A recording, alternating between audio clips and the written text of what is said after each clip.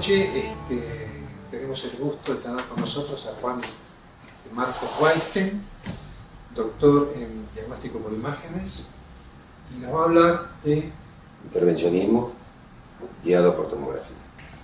La idea es mostrarles un poquito de la experiencia de la parte de intervencionismo guiado por tomografía. En realidad, como método es bastante antiguo, inclusive mucho más de lo que uno se imagina. Ya en 1883 habían iniciado la parte de intervencionismo guiado por imagen, desde ya que tomografía todavía no existía. Pero como método sí fue desarrollado en aquella época y fue mejorando con el transcurso del tiempo. Fundamentalmente la idea es lo que van a ver el día de hoy, y es entender y poder interpretar como método la tomografía o cualquiera de los métodos de imágenes para la obtención de una muestra, sobre todo en la parte de diagnóstico en patologías pulmonares.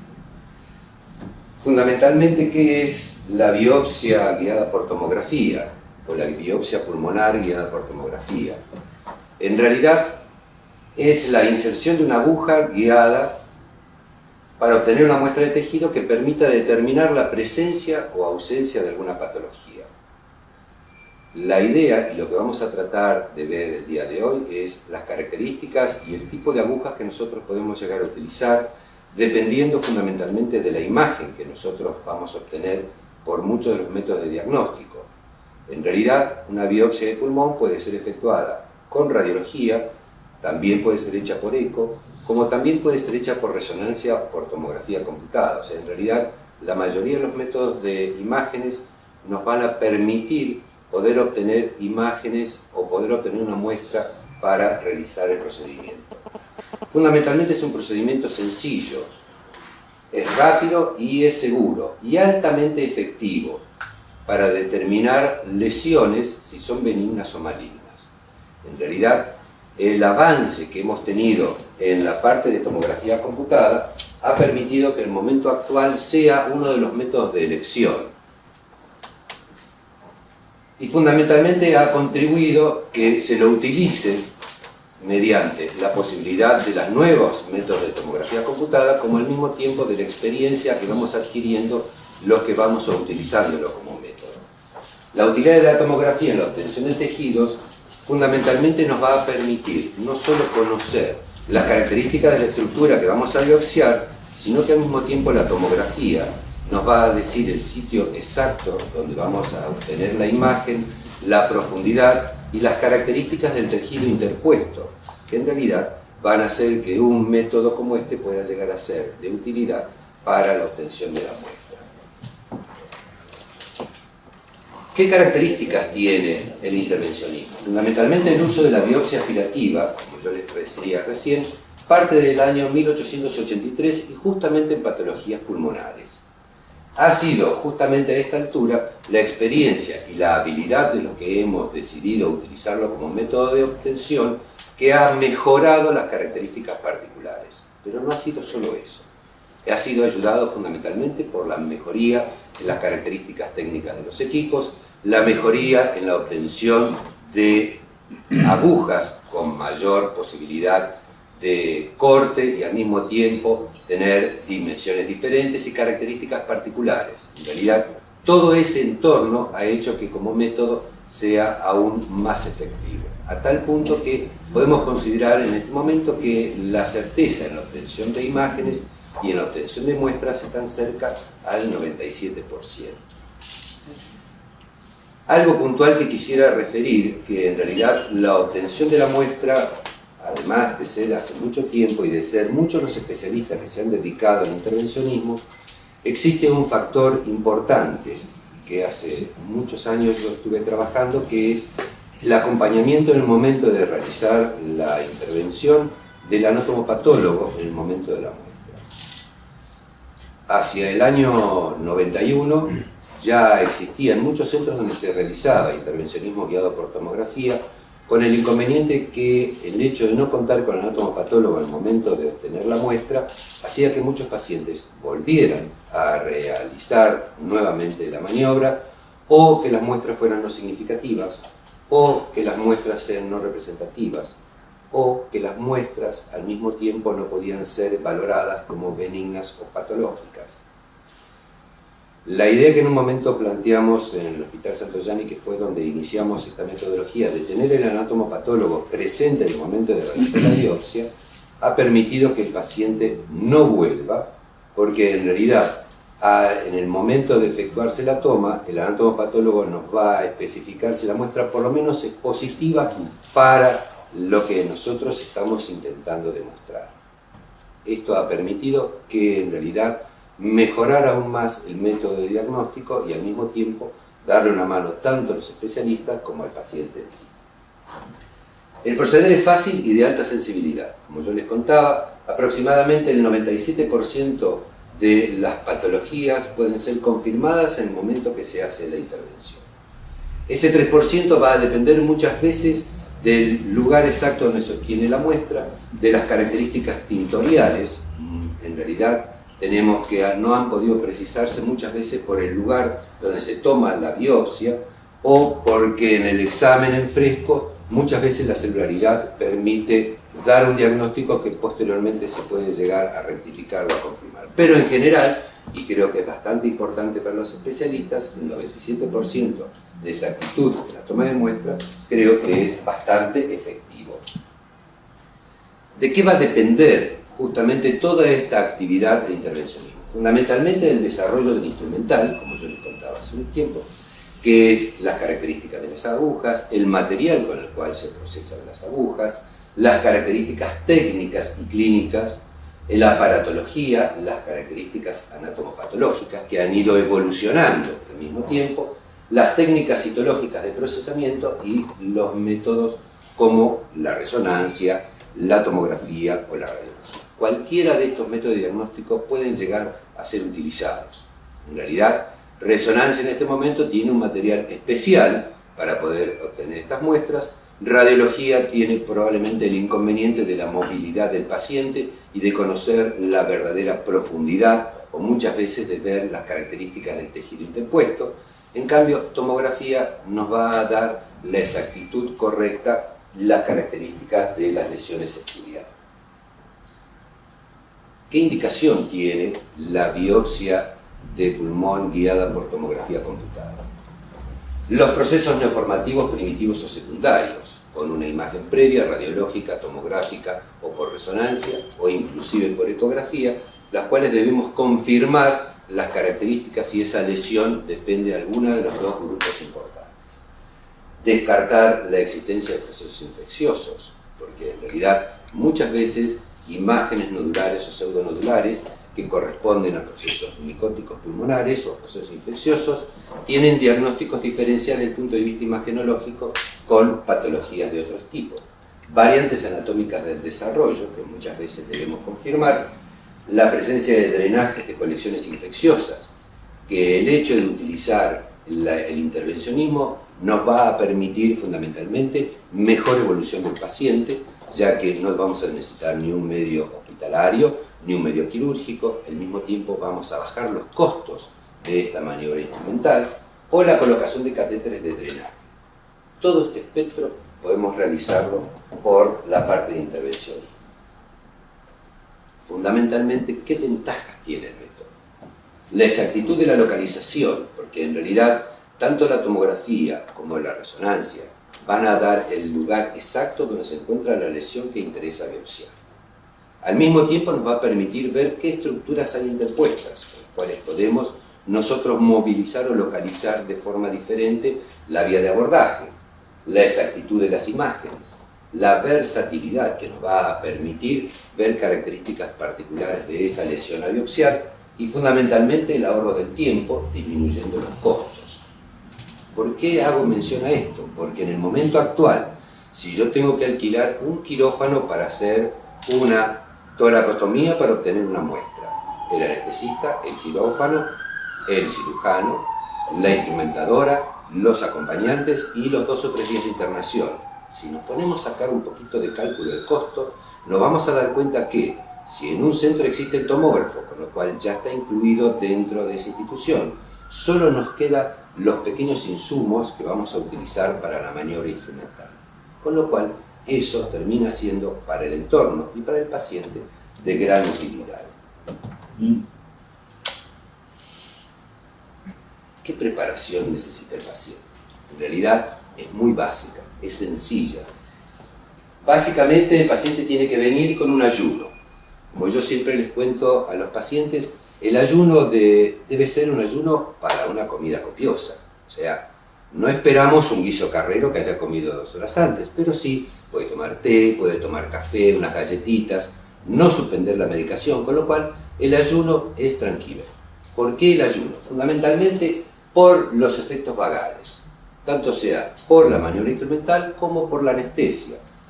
En realidad la experiencia hace que muchas veces la utilidad de la silocaína por vía local, si nosotros lo ponemos en contacto con ciertas estructuras, por ejemplo con el hígado, producen reacciones de hipersensibilidad que se manifiestan con trastorno del carácter, reacciones vagales, a veces crisis de llanto. O sea, estamos encontrando con la evolución, viendo que cuando se ponen en contacto, estos producen reacciones adversas. El examen de laboratorio, que es fundamental, más que nada como protección del paciente, es protección del método. Un estudio de coagulación, un estudio de plaquetas. Y como consejo siempre para el paciente, debe estar acompañado, un familiar, un amigo. Porque en realidad parte del secreto de este método es que posterior a este método, que es un método básicamente ambulatorio, va a quedarse 2 o 3 horas con nosotros para poder ver la evolución y fundamentalmente estar en observación. Lo conveniente es que esté acompañado. Como yo les contaba recién, este es un procedimiento francamente ambulatorio. O sea, ¿necesita hospitalización? No, no necesita hospitalización. En general, todos los pacientes que se van a realizar una biopsia guiada por tomografía no lo requieren. La experiencia en realidad es importante, no solo para pulmón, sino para todas las biopsias. Y lleva ya muchos años. En general, todos los pacientes se quedan 2 a 3 horas en observación para descartar hematomas, justamente para descartar la existencia de un neumotórax, para ver si existe alguna complicación que en realidad posteriormente a eso uno lo deja en libertad para volver a su casa, bajo ciertas condiciones. O sea, 24 horas de tranquilidad, no trabajo por 24 horas, movilizarse en auto o en remis, no en colectivo ni en tren, y menos en el Sarmiento, y al mismo tiempo una comida acorde a la situación particular. O sea, estos son los requerimientos. Así como yo les menciono las ventajas como método, al mismo tiempo sería bueno hablar un poquito de las complicaciones, que a pesar de ser pocas, en realidad existen. Dolor. En realidad el dolor es leve y justamente después que calma el efecto de la anestesia. Puede requerir tratamiento con analgésicos comunes, que es lo que en general yo recomiendo. O sea, el paciente se retira 2 a 3 horas después, va para su casa. Cualquier analgésico que tenga en la casa es lo que normalmente se menciona, ni siquiera un antiinflamatorio, en general lo va a consumir por 24 horas. Hematoma en el sitio de la punción, esto también suele ocurrir, son de los efectos adversos que debemos mencionar, totalmente inocuos y con fácil y rápida evolución. La infección local es poco probable por el método con el cual nosotros procedemos. O sea, en general las agujas son estériles, el material que se utiliza, se hace la limpieza y la asepsia local, así que en realidad, pero se menciona a nivel internacional que puede existir infección local. La posibilidad de daño a un órgano es poco probable y en realidad se observa en menos del 1% de los casos de esta maniobra instrumental. El neumotórax. En general, en mi experiencia, el neumotórax podemos verlo en pacientes en los cuales pueden o no ser enfisematosos, pueden o no tener ninguna complicación previa, además de la imagen que nosotros vamos a estudiar. Y en general va a depender de la forma como uno presenta y realiza la maniobra instrumental. El neumotórax puede ser un hematoma laminar o muchas veces pueden ser mucho más intensos y sobre todo se ven en los pacientes enfisematosos, en los cuales inclusive en el medio privado se trata en lo posible, en esos pacientes puntualmente, de no realizar estas maniobras instrumentales. O sea, en el medio clínico, en el medio hospitalario, se hacen con normalidad. Cuando en general me llaman de alguna de los consultorios, tratamos en lo posible del paciente enfisematoso no realizarlo justamente por esta complicación. El sangrado en el recorrido de la aguja es otra complicación bastante frecuente y depende fundamentalmente de la cantidad de agujas o de punciones que uno realice para obtener el material. Y dejé los últimos dos, que en general, por suerte, son los menos probables, aunque realmente existen: la mortalidad. A nivel internacional se describe que realmente existe una mortalidad del 0,031%. Indiscutiblemente a ninguno de nosotros, como profesionales en el arte de curar, nos gusta marcar una cacha. A mí tampoco me gusta. Pero por suerte, hasta ahora en todas estas no ha aparecido y sin embargo la literatura lo describe. Lo mismo que ocurre en este caso, que es la posibilidad de la llamada siembra del tumor en el trayecto de la aguja. Indiscutiblemente la literatura lo describe. En general, nosotros no lo hemos visto en ninguna de todas las maniobras instrumentales que hemos realizado, por suerte. Algo importante para todos nosotros que vamos a iniciar esta metodología, que es la selección de la aguja. ¿De qué va a depender el tipo de aguja que vamos a hacer? Va a depender del tipo de tejido que nosotros vamos a biopsiar, va a depender de la profundidad y va a depender del tipo de muestra que nosotros querramos estudiar. Estos tres puntos los vamos a desarrollar, dependiendo del tejido, dependiendo de la profundidad y dependiendo del tipo de muestra. Para cada una de estas opciones vamos a tener un tipo de aguja. Dependiendo del tejido, yo les traje en realidad todas estas opciones porque cuando hacemos una biopsia, no solo de pulmón, pero sí cuando hacemos una biopsia torácica, entran todas estas tres estructuras. Por un lado, el tejido óseo, arcos costales, la presencia de cuerpos vertebrales como procesos secundarios del pulmón. En definitiva, para cualquiera de las estructuras óseas, la aguja es la denominada Green, que es específica para el tejido óseo. Para el tejido pulmonar, la famosa y conocida aguja de Chiba o CUDA, que es una aguja especialmente diseñada para el parénquima pulmonar, o la aguja de Trucut, de la cual les voy a mostrar en un ratito. La van a ver las características particulares de este tipo de aguja y justamente el tipo de tejido que vamos a utilizar. Y para hígado, que en realidad inevitablemente forma parte de los estudios muchas veces de patologías a punto de partida del pulmón, la Chiba podemos utilizarla también, la aguja de Franzen, una aguja como la Menghini, que es una vieja aguja, espectacular como estructura para obtener muestra, y también la aguja de Trucut. O sea, todos estos tipos de agujas tienen un uso particular, fundamentalmente la Franzen y la Menghini para un tejido más fibroso, como es el hígado, o inclusive lo podemos utilizar para un riñón. Para la Chiba, en realidad la podemos utilizar para cualquier estructura que nosotros vayamos a biopsiar, y en realidad lo mismo ocurre con la Trucut, que tiene características particulares. Esas son con respecto al tipo de aguja. Con respecto a la profundidad, las longitudes de las agujas van de los 5 centímetros hasta los 30 centímetros. Las nuevas agujas que nosotros ya estamos utilizando vienen con una marcación cada 10 milímetros que nos va a permitir saber exactamente la profundidad a la cual nosotros le estamos colocando. Y la longitud va a depender de la localización de la lesión más el espesor de las partes blandas. Inevitablemente, cuando nosotros tenemos la lesión, vamos a evaluar no solo la profundidad, sino indiscutiblemente el espesor de partes blandas que nosotros vamos a tener. Y por último, importante, dependiendo de la muestra, tenemos dos tipos de agujas: las agujas de aspiración y las agujas de corte. Rasgos característicos para cada una e importancia en el tema de la elección. La decisión clínica sobre la biopsia a realizar justamente va a marcar qué tipo de aguja yo necesito en ese momento. Por ejemplo, si el paciente tiene un tumor maligno y nosotros queremos conocer si realmente queremos confirmar la existencia de una recidiva, como ya conocemos las características del tumor primario, nosotros necesitamos tener solamente células y una aguja de aspiración del tipo de Chiba o del tipo de una aguja Franzen nos va a dar la confirmación para poder realizar este método. Ahora, si nosotros tenemos el problema de que no sabemos qué características particulares tiene la lesión que vamos a biopsiar, no tenemos antecedentes previos del paciente, en realidad no sabemos dónde estamos en ese momento, la obtención va a tener que ser una aguja de corte, con la cual vamos a tener un material de tipo histológico. No sé si van entendiendo la diferencia. ¿Por qué yo soy tan claro e intento ser claro en la elección de la aguja? Porque en realidad el manejo de cada una de las agujas puede o no tener complicaciones o sus riesgos son diferentes. La aguja de aspiración me va a permitir tener un material extraordinario solamente citológico. Me va a permitir confirmar si la imagen que yo veo en el pulmón es una recidiva, como al mismo tiempo me puede llegar a dar características particulares de la lesión. Pero si realmente lo que estoy viendo todavía no tengo las características, indiscutiblemente la aguja de corte es la indicada.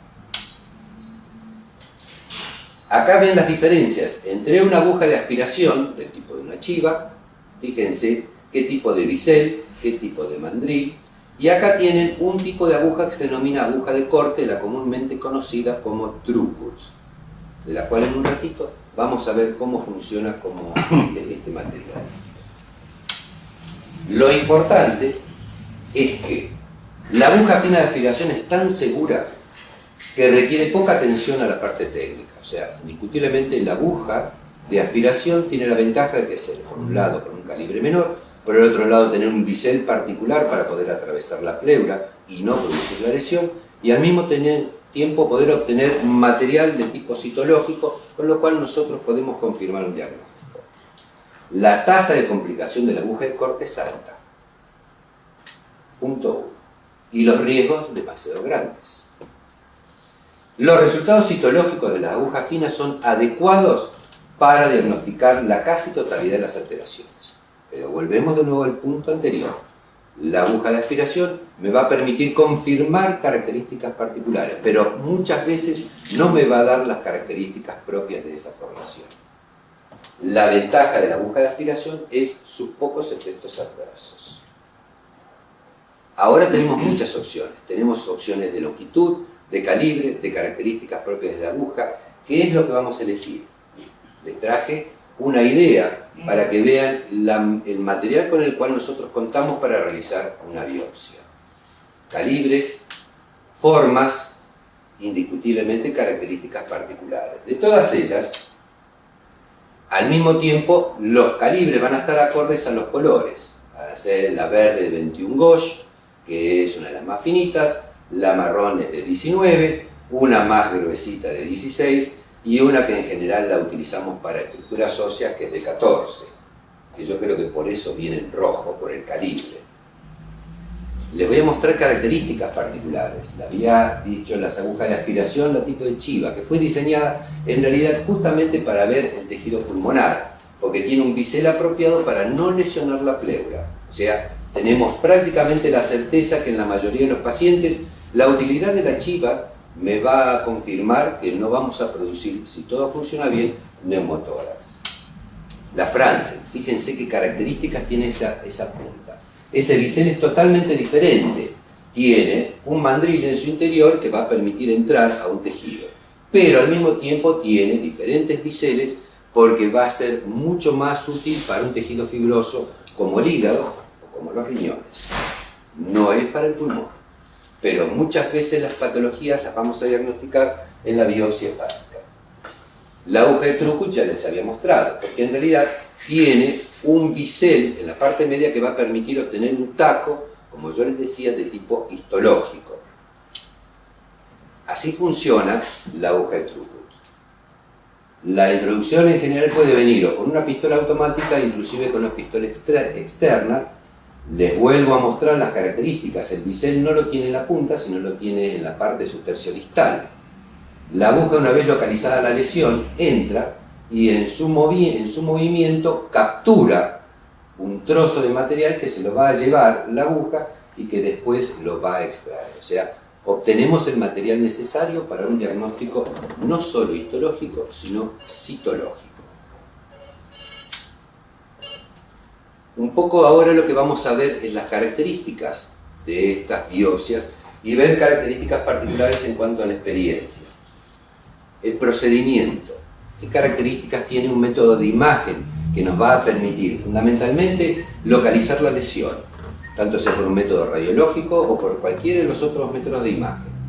Después, la marca, que va a ser nuestra referencia superficial del lugar donde nosotros vamos a entrar. ¿De qué va a depender? Va a depender de las estructuras nobles que nosotros vamos a tener que atravesar y fundamentalmente el menor grado de lesión de ellas. La anestesia superficial, una anestesia profunda. Al mismo tiempo, además de esa anestesia, nos permite ponernos en contacto con el paciente. Tratar de contar, que muchas veces viene con una carga de ansiedad, tratar de conversar, relajarlo, acompañarlo. O sea, la anestesia tiene varias utilidades que vamos a ver en un ratito. La colocación de la aguja de biopsia, la toma de la muestra y fundamentalmente para nosotros, para todos nosotros, el control posterior y no olvidarse de eso. Acá tienen un ejemplo. En una localización bastante compleja, porque en realidad este nódulo que está ubicado en la base pulmonar, como ustedes saben, nosotros podemos respirar con 4 o 5 centímetros de diferencia en forma involuntaria entre un acto ventilatorio y otro. Esos 4 o 5 centímetros, cuando nosotros trabajamos en intervencionismo, nosotros colocamos una muestra, una marca superficial, que es lo que nos va a permitir que de toda esta región el lugar más apto para entrar es este, porque no hay costilla, porque no tenemos la escápula, porque no hay otras estructuras nobles que lo podamos complicar. Pero al mismo tiempo tenemos que tener en claro que esta imagen nodular, que aproximadamente está midiendo unos 30 milímetros, va a modificarse en cada acto ventilatorio. Inconscientemente, pero lo va a hacer. Y de eso es lo que tenemos que calcular y saber. Una vez que hemos hecho esa marca superficial, sobre eso nosotros vamos a empezar a trabajar. Cuando yo les decía recién que la anestesia va a cumplir muchas funciones, no solo anestesia particular, sino que al mismo tiempo compartir con el paciente el momento importante de su ansiedad, pero al mismo tiempo para el imagenólogo le va a permitir saber si la posición, la inclinación y las características ya sirven y son una buena referencia para la colocación de la aguja. Después viene la colocación de la aguja, el cual en general va a depender de todas las cosas que hemos hecho antes. Acá tienen el extremo de la aguja ubicado en el centro de la lesión. No siempre debe ser en el centro, va a depender del tamaño de la lesión. Muchas veces, y lo vemos en las imágenes tomográficas, la imagen es heterogénea, con áreas de baja densidad en su interior, que muchas veces debemos pensar que esas áreas de baja densidad corresponden a necrosis. La ubicación de necrosis no nos va a ayudar en la obtención de buena información. Entonces, la ubicación de la aguja no siempre en el centro, sino en lo posible en los sectores más periféricos. La imagen de la colocación de la aguja y parte de las características propias del método. O sea, en realidad hemos colocado una aguja, hemos dado la profundidad, nos encontramos que no es un método cruento, que no tenemos sangre, que en realidad ubicamos solamente un solo pequeño orificio donde está la aguja, y de esa forma obtenemos el material que tenemos aquí, donde en realidad el que lo recibe es el anatomopatólogo, parte de la muestra va al cubreobjeto y parte de la muestra va en formaldehído. Y después el control. Fundamentalmente en la biopsia de tórax, el control, porque en realidad nos va a permitir saber qué vamos a hacer con el paciente. Acá tenemos el control, donde vemos un pequeño sangrado en el recorrido de la aguja, como único efecto adverso. No son los únicos, como ya vimos, pero en general en este caso, y por suerte son de los más frecuentes. La idea es que vean características particulares. Vamos a comenzar por lo más grosero. Imagen importante, aproximadamente 40 milímetros, con lo cual uno consideraría que puede llegar a ser sencillo, inclusive ubicado en la periferia. La marca de referencia cutánea, como siempre, es nuestra ayuda, porque en base a eso nosotros decimos, si la marca superficial está ahí, proyectamos una cantidad de centímetros en costado y nos vamos a encontrar con el sitio apto entre la escápula y los arcos costales para poder llegar a la lesión. ¿Sí? Al mismo tiempo, la anestesia, que nos va a permitir confirmar si estamos bien ubicados. Tenemos la lesión, la cual todavía no hemos visto, hacemos la anestesia local y después colocamos la aguja. La aguja la vamos a controlar, que está ubicada por lo menos dentro de la lesión de la cual vamos a obtener toda la información. Esta es una aguja de aspiración que en realidad nos puede dar mucha información. No olvidarnos, en realidad siempre ha sido mi consejo hacia todas las personas que me han escuchado. El control post-biopsia es fundamental, porque en realidad el paciente se puede ir. Nosotros le podemos dar todos los consejos posibles. Viaje en auto, viaje en remis, no viaje colectivo, no viaje en tren, no suba escaleras. Y en realidad el paciente después de 3 horas se da cuenta que está bien, que no está dolorido, que está cómodo, que solo tiene hambre, como en realidad refieren la mayoría, y se van. Y en general muchas veces no respetan las cosas o los consejos que nosotros le podemos transmitir. Pero el paciente se fue 2 horas después en normalidad, o sea, sin hematoma, sin neumotórax, y en general la idea, por una cuestión de conservar y de características, es que nosotros tengamos la confirmación que el momento que se fue estaba en óptimas condiciones. Yo les mostré recién una imagen nodular grande, pero en general también tenemos pequeñas. Acá tienen otra pequeña imagen que mide 8 milímetros, ubicada también en el sector posterior y superior, pero vamos a utilizar exactamente las mismas pautas. La referencia cutánea, porque en realidad es lo que nos va a permitir ubicarnos en plano. La referencia cutánea, sobre eso vemos cuál es el lugar más apto y de esa forma vamos a decir, bueno, con esta distancia y esta profundidad nosotros elegimos la aguja y al mismo tiempo reconocemos la imagen, que es pequeña. La anestesia, el secreto es, nos va a permitir saber si estamos derechos, si estamos torcidos, podemos modificar las características, estamos bien ubicados, seguimos adelante. Y la aguja, donde vamos a ver que está en el centro de la lesión, pequeña lesión de 8 milímetros, el recorrido de la aguja, y obtenemos el material, el cual fue positiva para la muestra. Y el control. Hace un ratito les mostré que uno de los efectos adversos podía ser el sangrado en el lugar de la biopsia. El otro efecto adverso frecuente es el neumotórax, que no necesariamente, como yo les había dicho, es común en los enfisematosos, puede ocurrir en cualquiera. En general es un neumotórax de pequeño volumen, que en general lo vemos en la evolución, pero que está dentro de los diagnósticos probables. Complicaciones. Un nódulo normal que va a ser biopsiado, un nódulo posterior a biopsiado y el recorrido con el sangrado. O sea, son parte de las cosas más frecuentes que nosotros vemos en las biopsias guiadas por tomografía. Vamos a complicar un poquito el tema. Vimos nódulos grandes, vimos nódulos pequeños. En general el pequeño en el vértice, con lo cual en general tiene menos movimiento, es más fácil de abordar.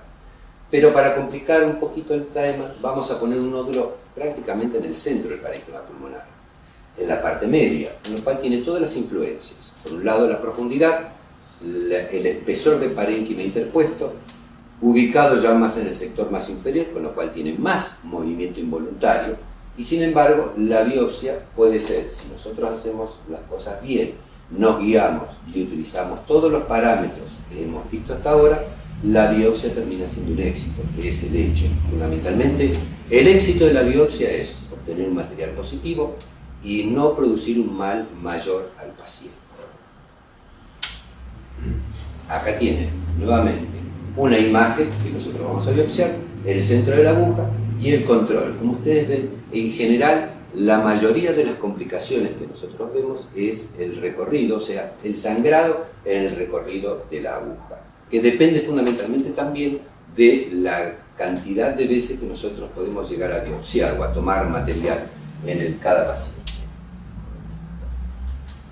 Por si acaso les traje esta estadística, que es una estadística personal.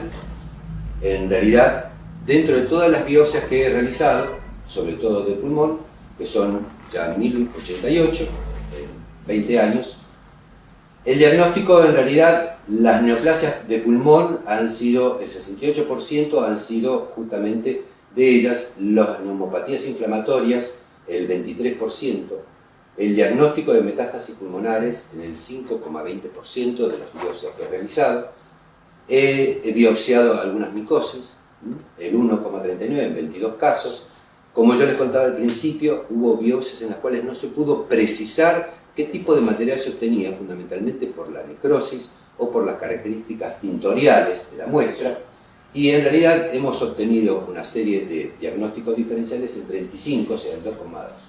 1.599 biopsias, lo cual representa el 100%.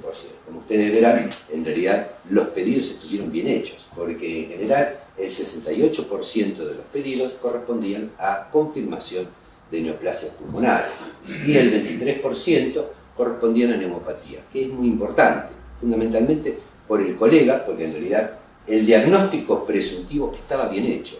Lo que hizo la biopsia de pulmón era confirmar, y eso muchas veces es útil. Bien, les puse esta imagen porque en realidad, en general, muchos de los que en este momento han metido en el campo del intervencionismo, cuando ven una lesión como esta, en general tienen tendencia a escapar. Y no es así. Fundamentalmente, cuando nosotros tenemos una imagen como esta, tenemos que tener en claro qué es lo que vamos a hacer.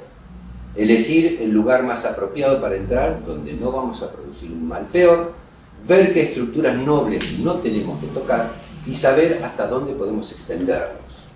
Esta imagen, aunque parezca graciosa, es lo que realmente marca lo que yo les estoy contando. El lugar de acceso debe ser bien establecido antes. Tomar el tiempo, si el paciente va a estar boca arriba, si va a estar boca abajo, si va a estar en decúbito lateral, cómo va a estar más cómodo, cómo nosotros vamos a elegir el sitio apropiado, qué estructuras vasculares tenemos que dejar de lado. Todas esas cosas son de gran utilidad, justamente para poder ubicar la aguja en el centro de la lesión, que sea diagnóstica y al mismo tiempo que no produzca un mal peor, que es básicamente el concepto. Por eso, en general, una biopsia puede ser sencilla cuando es superficial y es un nódulo pequeño, o en realidad puede ser compleja cuando es profunda, para guiar si ustedes quieren, y en general atravesando mucho parénquima sano y no tratando de no producir un mal peor. Un poco para resumir. Llegamos al final, o al final del día. En realidad, la idea es qué podemos sacar nosotros en conclusión por el método. Desde mi punto de vista, son métodos rápidos y seguros, fundamentalmente. En general, lo que nos enlentece un poquito es justamente los métodos de laboratorio previos para poder obtener la información necesaria para arribar a este método de diagnóstico. La tecnología de imagen permite una adecuada localización de la masa, define las precisiones y dimensiones de la misma, y al mismo tiempo la distancia que separa de los planos superficiales. El método per se nos va a permitir tipificar las características. Es económico, como contaba al principio, considerando que el tipo de imágenes y los insumos adicionales en realidad son mínimos. El método es confiable, ya que la tomografía es posible identificar no solamente la presencia de la aguja en el blanco a explorar, sino que es posible incluso elegir las áreas de menor cantidad de hemorragia, necrosis y o degeneración quística. Estas son algunas de las cosas importantes del método. Al mismo tiempo, ahorra tiempo y permite a los clínicos iniciar o continuar el tratamiento oportuno con menor costo y estancia hospitalaria reducida. De lo que hablábamos al principio. O sea, este método va a permitir que el paciente sea ambulatorio, que no gastemos en quirófano, no gastemos en anestesistas, tratemos en lo posible de hacer las cosas lo más económicas posibles. Al mismo tiempo, hoy en día los oncólogos no inician tratamiento, si en realidad sin una tipificación de la lesión, con lo cual en general se ha convertido en el salvoconducto para poder ayudarnos a poder curar a un paciente. Y al mismo tiempo, los cirujanos no necesitan de la reintervención para un drenaje de una colección. O sea, en general lo que nosotros vemos es que en la maniobra instrumental por el intervencionismo le va a permitir fundamentalmente un paciente en el cual tenemos que operar. Obtenemos la imagen. Complicación muchas veces opilatoria, la presencia de una colección pleural, la presencia de una colección pulmonar, la existencia de colecciones en los planos superficiales, la colocación de un drenaje, la evacuación de una colección mediante este método va a permitir que ese paciente, por vía ambulatoria, no tenga que volver a ser intervenido, no tenga que estar en contacto con una actividad hospitalaria. Y por último, la no utilización del quirófano disminuye los costos de internación. Esto es importante. más sobre todo en este momento donde realmente debemos evaluarlo. Por último, el método de intervencionismo, si ustedes quieren, la biopsia guiada, la biopsia pulmonar guiada por tomografía, es un método económico, es un método rápido, con escasos efectos adversos, lo hemos visto, y en realidad la estadística marca que en realidad tiene pocos efectos adversos, con escasos efectos secundarios, porque en realidad no hemos tenido ninguno, con un amplio espectro de acción. Ya ustedes vieron, no solo la parte pulmonar, sino la pleura, inclusive el mediastino e inclusive la parte de la parrilla costal pueden ser biopsiados, y es útil en casos difíciles de resolver quirúrgicamente. En realidad va a depender de ustedes la utilización del método y en general la decisión y la confianza en esta relación. Muy bien. ¿Alguna pregunta? Sí. Sí, yo te quería hacer una, Juan Marcos. Con el advenimiento de los tratamientos biológicos en el cáncer, en el adenocarcinoma en particular, ¿pensás que va a tener algún impacto en tu práctica respecto de la elección de la aguja, tener que utilizar más el Trucut o no? No, yo creo que no. Yo creo que la decisión de la Trucut y de la aguja fina depende exclusivamente de lo que uno espera obtener del método. En general es eso. Yo sigo teniendo muchísimo éxito con las agujas de aspiración y depende fundamentalmente del compañero o del equipo con el cual uno trabaja. O sea, el anatomopatólogo, cuando se empieza a acostumbrar al material con el cual nosotros trabajamos, en general empezamos siempre con una aguja de aspiración.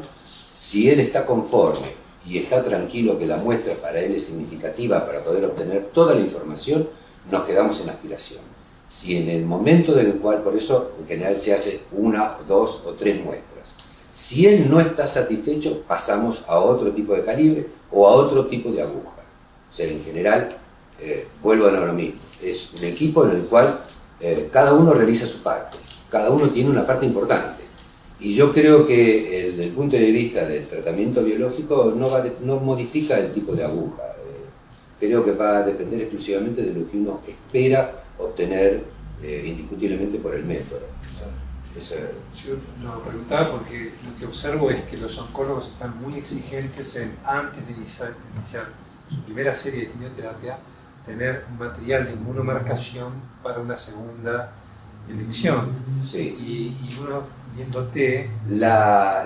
El material, en realidad, a ver, vuelvo de nuevo mismo. Sí, sí. Si el anatomopatólogo está conforme con el material, o sea, él considera que con esta muestra el resto del material es igual de significativo, con ese material, en realidad cuando trabajamos juntos, les alcanza para hacer todo.